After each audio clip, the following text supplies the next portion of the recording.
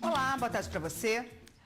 Começou nessa manhã no Supremo Tribunal Federal a audiência pública convocada pelo ministro Dias Toffoli, que discute o direito ao esquecimento na esfera civil. O repórter Gabriel Ciafrei, ao vivo, tem as informações para a gente. Boa tarde, Gabriel. Muito boa tarde, Érica. Boa tarde a todos que assistem ao Jornal da Justiça. A audiência pública desta segunda-feira foi convocada pelo ministro Dias Toffoli. Ele é relator de um recurso extraordinário com repercussão geral reconhecida que trata do direito ao esquecimento. Esse recurso chegou até o Supremo depois que uma família de uma vítima de um assassinato em 1958 pediu indenização a uma emissora de TV, alegando que a imagem da vítima foi divulgada de forma inadequada em um programa. Esses argumentos contrários e favoráveis ao direito ao esquecimento que foram expostos hoje de manhã aqui na sala de julgamentos da segunda turma serão utilizados tanto pelo relator, o ministro Dias Toffoli, quanto pelos outros 10 ministros do Supremo para que eles definam quais serão os votos. Vamos acompanhar como foi essa manhã de debates aqui no STF. A audiência pública foi aberta pela presidente do Supremo Tribunal Federal e Conselho Nacional de Justiça, ministra Carmen Lúcia. Ela destacou a importância do debate sobre o direito ao esquecimento e afirmou que o tema vai além do direito civil. Vou fazer aqui referência à obra do Carlos Drummond de Andrade, que tem o seu ápice em Boitempo, quando ele se refere a esquecer para lembrar. E tem-se exatamente, segundo as palavras poéticas que eu aqui não vou repetir, mas que às vezes se esquece para lembrar e às vezes se lembra para esquecer.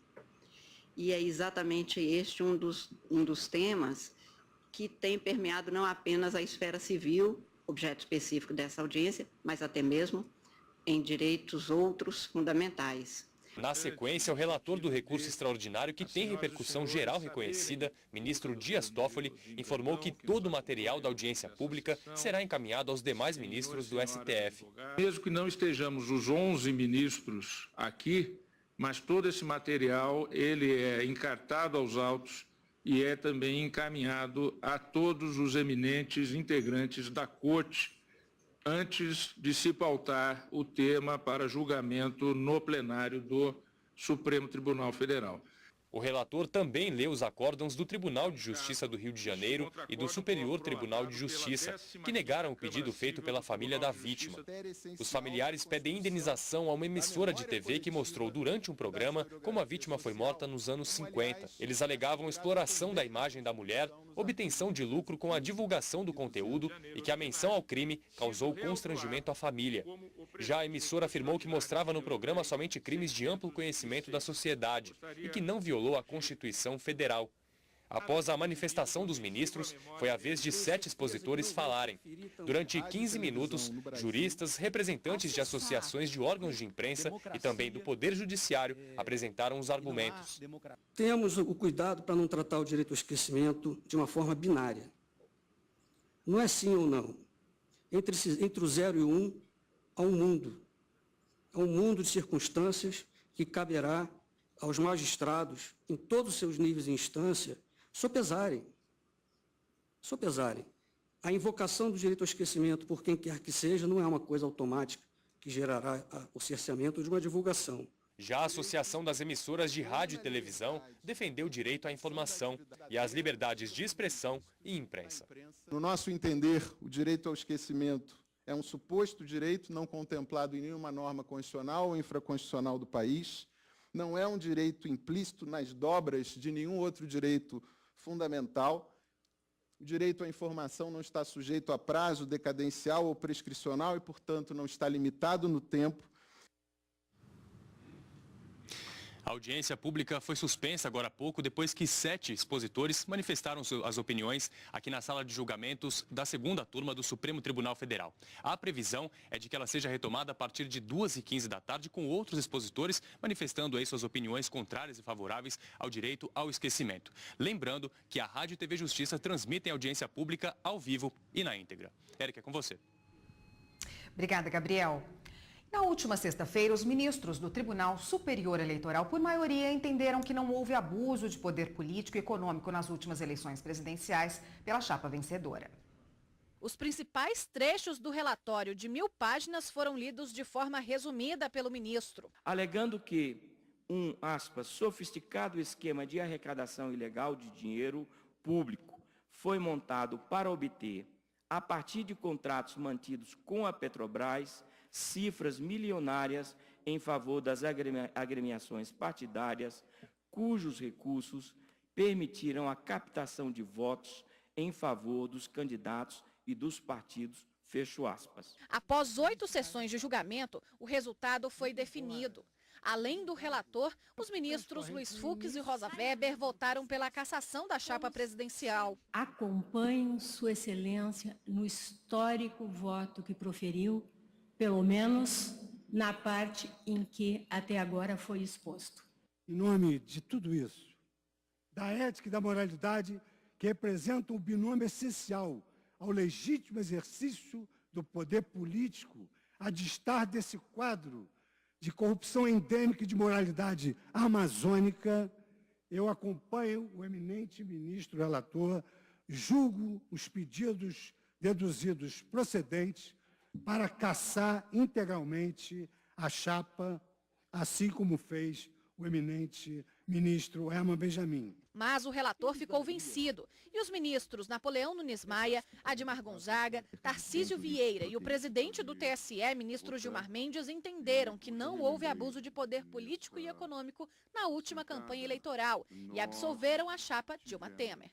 Esse propinoduto voltado para a poupança, primeiro tem a prova delas ou a indicação dela puramente ilacional.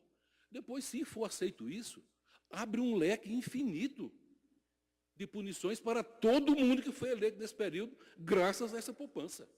Ou será que foi só a presidente Dilma que foi eleita nessa poupança, com essa poupança? E o presidente Temer? Só? E os outros?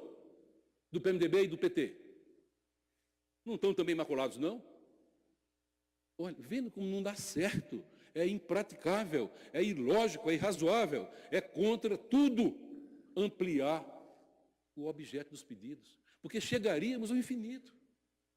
Não há como categoricamente afirmar que parte do dinheiro contabilizado para os serviços em tela tenha sido objeto de desvio e que não houve produção dos materiais assinalados nas cifras cogitadas pelos autores. As doações foram realizadas em períodos anteriores ao pleito de 2014. Demais disso, os valores eram destinados a partidos políticos e não à campanha eleitoral. A instrução probatória não revelou de forma cabal que houvesse doação para a campanha eleitoral de 14. Ressalto, como fiz ontem, que as circunstâncias são graves, que envolvem valores expressivos, contudo, os limites definidos nas ações eleitorais em julgamento impedem a consideração de tais elementos para eventual cassação de chapa. Eu vou pedir todas as vezes ao ministro Herman Benjamin, ao ministro Fux, à ministra Rosa, para acompanhar a divergência iniciada pelo ministro Napoleão e julgar improcedentes os pedidos. A presidente do Supremo Tribunal Federal e do Conselho Nacional de Justiça, a ministra Carmen Lúcia, repudiou neste fim de semana a suposta devassa ilegal na vida do ministro Edson Fachin. Segundo reportagem publicada pela revista Veja, a Agência Brasileira de Inteligência teria sido usada pelo governo federal para investigar o ministro e fragilizar a posição dele no Supremo como relator da Lava Jato. Em nota oficial publicada no site do Supremo Tribunal Federal, a presidente da Corte, ministra Carmen Lúcia, diz: é inadmissível a prática de gravíssimo crime contra o Supremo Tribunal Federal, contra a democracia e contra as liberdades, se confirmada a informação de devassa ilegal da vida de um de seus integrantes. Própria de ditaduras como esta prática, contrária à vida livre de toda pessoa, mais gravosa é ela se voltada contra a responsável atuação de um juiz, sendo absolutamente inaceitável numa república democrática, pelo que tem que ser civicamente repelida, penalmente apurada e os responsáveis exemplarmente processados e condenados na forma da legislação vigente. O Supremo Tribunal Federal repudia com veemência, espreita espúria, inconstitucional e imoral contra qualquer cidadão e, mais ainda, contra um de seus integrantes, mais ainda se voltada para constranger a justiça. Se comprovada sua ocorrência em qualquer tempo, as consequências jurídicas, políticas e institucionais terão a intensidade do gravame cometido, como determinado pelo direito. A Constituição do Brasil será cumprida e prevalecerá para que todos os direitos e liberdades sejam assegurados, o cidadão respeitado e a justiça efetivada. O Supremo Tribunal Federal tem o inafastável compromisso de guardar a Constituição Democrática do Brasil e honra esse dever, que será por ele garantido como de sua responsabilidade e compromisso, porque é sua atribuição, o Brasil precisa e o cidadão merece. E principalmente porque não há outra forma de se preservar e assegurar a democracia. Em nota, o Palácio do Planalto informou que o presidente Michel Temer jamais acionou a Agência Brasileira de Inteligência para investigar a vida de ministro do Supremo Tribunal Federal, ou seja, do ministro Edson Fachin, e que a ABIN cumpre funções seguindo os princípios do Estado de Direito sem instrumentalização e nos limites da lei que regem os serviços. O Procurador-Geral da República, Rodrigo Janot, disse também em nota que é com perplexidade que se toma conhecimento de suposta utilização do aparato estatal para desmerecer um membro da mais alta corte do país, que tem pautado sua atuação com isenção e responsabilidade, e que o Ministério Público brasileiro repudia com veemência essa prática e mantém seu irrestrito compromisso com o regime democrático e com o cumprimento da Constituição e das leis. Também em nota, a Associação dos Servidores da ABIN repudiou as insinuações sobre a participação de servidores em suposta investigação do ministro Edson Fachin e exigiu apuração rigorosa para o esclarecimento da sociedade brasileira. A atuação do Ministério Público Federal garantiu a vacinação contra a influenza para a população em situação de rua do Paraná. Quase 4.000 pessoas devem ser imunizadas. A União deve adotar todas as medidas necessárias para incluir a população de rua como grupo prioritário na prevenção à gripe no Paraná. A decisão da Justiça é resultado de uma ação do MPF e do Ministério Público Estadual, que argumentam que, apesar de enfrentarem o frio diariamente e estarem suscetíveis a diversos problemas de saúde, as 3.925 pessoas que vivem na rua não estão no rol de prioridades do Ministério da Saúde para esse tipo de vacinação. Na ação, os promotores e procuradores da República reforçam que a manutenção da saúde é importante para que essas pessoas não fiquem ainda mais vulneráveis e tenham forças para enfrentar os desafios diários. De acordo com o MPF, há diversas normas que garantem a vacinação prioritária, já que a saúde é um dever do Estado e direito de todos. A Justiça acatou os argumentos e ainda reforçou que os moradores de rua também estão entre os grupos de risco porque costumam demorar a procurar os serviços de saúde. Quando buscam ajuda médica, as doenças estão em estágio avançado e normalmente os remédios já não fazem efeito. Por isso é importante prevenir. A Polícia Federal cumpriu hoje mandados da Justiça na sede do INSS em Montes Claros, em Minas Gerais. A repórter Evne Araújo tem os detalhes para a gente. Boa tarde, Evne. Boa tarde, Érica. A Polícia Federal investiga uma organização criminosa que fraudava benefícios da Previdência Social. Esses benefícios eram concedidos de maneira indevida, com participação de servidores do INSS em troca de vantagens ilícitas. Estão sendo cumpridos 2 mandados de prisão preventiva, 1 de prisão temporária, 12 de busca e apreensão e 7 de condução coercitiva. A suspeita é que essa fraude tenha gerado aí um prejuízo de cerca de R$500 mil aos cofres do governo. Todos os envolvidos vão ser indiciados pelos crimes de lavagem de dinheiro, organização criminosa e falsidade ideológica, Érica. Evne, tem também a operação no Mato Grosso do Sul, é isso? Isso mesmo, Érica. Uma operação que investiga crimes de corrupção, peculato, tráfico de drogas e associação para o tráfico dentro de presídios estaduais. Estão sendo cumpridos 3 mandados de prisão temporária e 5 de busca e apreensão em Campo Grande, na capital do Mato Grosso do Sul. Essa ação ela é coordenada pelo Ministério Público Estadual, Érica. Obrigada, Evne, pelas informações. E você vai ver no próximo bloco do Jornal da Justiça. Recentes atentados no mundo reacendem discussão sobre as diferentes legislações para punição e prevenção de atos terroristas. A gente volta já já. Nos 5 primeiros meses deste ano, 3.314 pessoas morreram em atentados terroristas pelo mundo. Em um dos ataques mais recentes, dezenas foram atingidos no Irã. O grupo extremista Estado Islâmico reivindicou a autoria dos ataques terroristas no Irã, que na semana passada mataram 12 pessoas e feriram outras 42. Em um deles, o parlamento iraniano foi invadido por um grupo de homens armados vestidos com roupas femininas. Eles dispararam contra os seguranças. 4 pessoas foram feitas reféns. Em um outro ataque, um mausoléu a 25 quilômetros do parlamento foi invadido por 4 homens que abriram fogo. Eles mataram um jardineiro e feriram várias pessoas. Apesar de o Estado Islâmico ter reivindicado as ações, o governo do Irã acredita que a Arábia Saudita esteja por trás dos atentados. A onda de terror tem preocupado também a Inglaterra. No início deste mês, em Londres, um ataque coordenado deixou 7 mortos e 48 feridos em 2 lugares da capital. A London Bridge, um famoso ponto turístico da cidade, e o Borough Market, um dos locais mais movimentados de Londres. 3 suspeitos identificados como terroristas foram mortos. Esse foi o 3º atentado em solo britânico em 2017. Dia 22 de maio, um atentado durante o show da cantora norte-americana Ariana Grande em Manchester deixou 22 mortos. E em março, um outro ataque aconteceu na ponte de Westminster e deixou 5 mortos. Bom, e o advogado de Direito Internacional Marcos Reis está aqui conosco para falar sobre esse tema. Doutor, o que diferencia o terrorismo de um crime comum? Bom, o primeiro fato que a gente pode ajudar a diferenciar é a questão que o criminoso ele tem um sentido de autopreservação. Então ele tem medo da prisão, ele tem medo de ser morto numa ação, então ele tem respeito pela sua própria vida. O terrorista não. Então o terrorista ele tá agindo de acordo com uma causa maior, uma causa religiosa, uma causa política. Então isso o motiva a cometer atos muito mais impressionantes e sem preocupação com sua própria vida. Então isso é um problema muito sério, principalmente para o enfrentamento das polícias.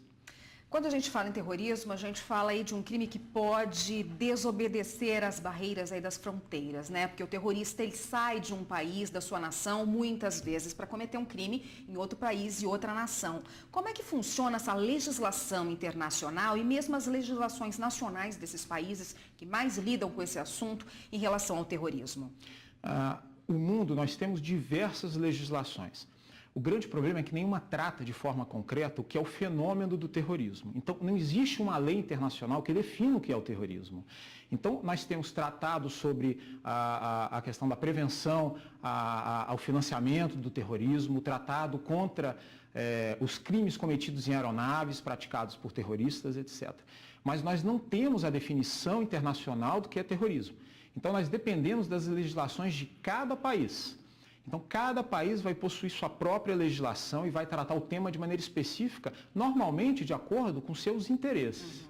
Se uma pessoa, por exemplo, sai de um país e vai para o outro, pratica lá um ato terrorista, e ele é pego nesse país onde ele praticou o ato, ele responde pelas leis vigentes naquele país, é isso? Exatamente. Então, se o país não tiver uma legislação de combate ao terrorismo, uma legislação específica, provavelmente ele vai responder pelos homicídios que ele cometeu, pelas lesões, pelo dano que ele cometeu. Era o que acontecia no Brasil antes do ano passado, antes da Lei 3.260. Então, nós não tínhamos uma legislação sobre o terrorismo no país. Justamente sobre essa legislação que eu queria falar com o senhor, foi sancionada, né, no ano passado, 2016, a Lei Antiterrorismo no Brasil. Como que ela define o terrorismo? É semelhante às legislações de países do exterior, de outros países? Ela tem alguns aspectos importantes. Primeiro, é a primeira legislação que eu conheço que trata do terrorista único, ou seja, uma pessoa pode cometer atos de terrorismo. Normalmente as legislações alienígenas dos outros países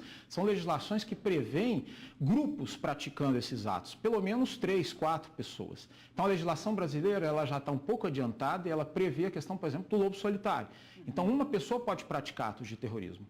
Infelizmente, ainda na nossa legislação, uma característica importante para a conceituação do crime de terrorismo, que é o fim político, a finalidade política, não foi inserida na nossa legislação ainda.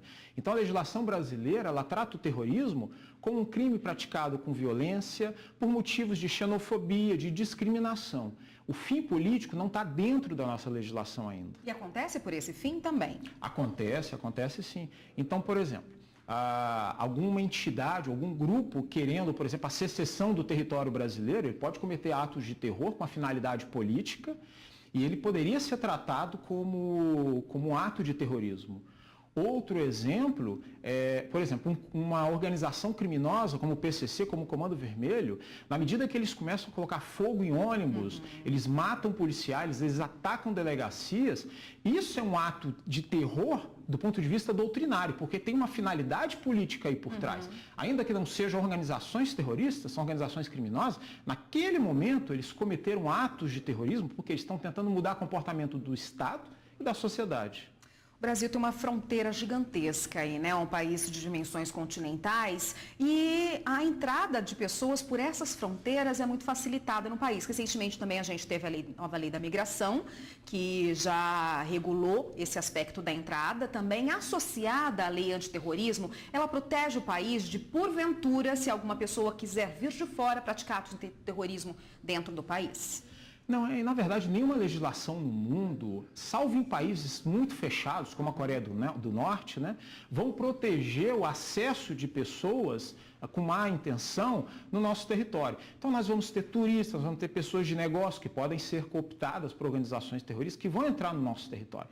A legislação, ela não vai combater o terrorismo por si só. A gente precisa investir em trabalho policial, a gente precisa investir no Ministério Público, nas polícias, na justiça, na inteligência do país. A inteligência é muito importante para a gente prevenir atos de terrorismo. E também a gente tem que se preocupar também com a parte depois do ato. Provavelmente vai acontecer, é muito difícil a gente impedir tudo. A gente precisa pensar na resiliência, como a sociedade brasileira vai passar por cima disso. Tá ótimo, doutor. Muito obrigada pela participação. Eu conversei com o Marcos Reis, que é advogado de direito internacional, e conversou com a gente a respeito do terrorismo e das leis que regem esse assunto no mundo. Obrigada, doutor. Eu que agradeço. Boa tarde. Até uma próxima. E você vai ver no próximo bloco do Jornal da Justiça. STJ decide que mulher que caiu ao fugir de um rato numa rede de lanchonetes fast food deve ser indenizada. A gente volta em instantes. Uma mulher que se acidentou ao fugir de um rato em uma lanchonete vai ser indenizada. Os ministros do Superior Tribunal de Justiça mantiveram a decisão do Tribunal de Justiça do Rio de Janeiro. Os ministros da quarta turma do STJ rejeitaram por unanimidade o recurso apresentado pelo McDonald's. A empresa alegou que o valor de R$40 mil de indenização por danos morais foi desproporcional ao dano sofrido pela mulher, que se acidentou ao tentar fugir de um rato que entrou em uma das lanchonetes da rede no Rio de Janeiro. A mulher relatou que foi ao McDonald's no horário de almoço e durante a refeição notou a presença de um rato. Ela subiu em uma das cadeiras para fugir dele e ao tentar sair do assento, ela caiu e fraturou o tornozelo. A empresa foi condenada nas duas primeiras instâncias a pagar, além dos R$40 mil de danos morais, danos estéticos e a diferença salarial que ela deixou de receber por conta do acidente. A relatora do recurso especial no STJ, ministra Isabel Galotti, considerou indiscutível a decisão do Tribunal de Justiça do Rio de Janeiro em relação à responsabilidade objetiva da empresa. A ministra destacou ainda que as provas apresentadas e a falta de apoio à vítima logo após o acidente são suficientes para manter a condenação da rede de fast food. Esse advogado afirma que o caso foi agravado por conta da omissão de socorro, mas a condenação por danos morais poderia acontecer mesmo se os funcionários prestassem auxílio à mulher. Ainda que houvesse a prestação de socorro para a consumidora, ele por si só não afastaria o dano moral, porque o dano ocorreu, o dano, a angústia no foro íntimo da consumidora, a lesão, a fratura, acabou ocorrendo. Esse infortúnio gerou ali um trauma inclusive físico, natural o dever de indenizar. A Justiça do Trabalho invalidou a dupla punição a um motorista que dirigiu embriagado um caminhão que transportava combustível. Ele sofreu um acidente e foi suspenso pela empresa, mas depois acabou sendo demitido por justa causa. A repórter Gisele Mourão tem as informações. Boa tarde, Gisele. Boa tarde, Érica. Boa tarde a todos. O motorista entrou com ação afirmando que a demissão por justa causa depois da suspensão foi para a empresa economizar nas verbas rescisórias. Por isso, pediu para que a justa causa fosse revertida para sem justa causa. A empresa alegou que a demissão foi por conta do boletim de ocorrência que comprovou a embriaguez. Mas o TRT do Paraná manteve a sentença que reverteu a dispensa para sem justa causa. O entendimento do TRT foi mantido pela 7ª Turma do Tribunal Superior do Trabalho. A turma ressaltou que a Justiça do Trabalho não concorda com fatos tão graves, mas, no caso, a dupla punição não poderia acontecer, uma vez que a empresa optou para aplicar a punição mais leve. A decisão foi unânime. Eu volto com você, Érica.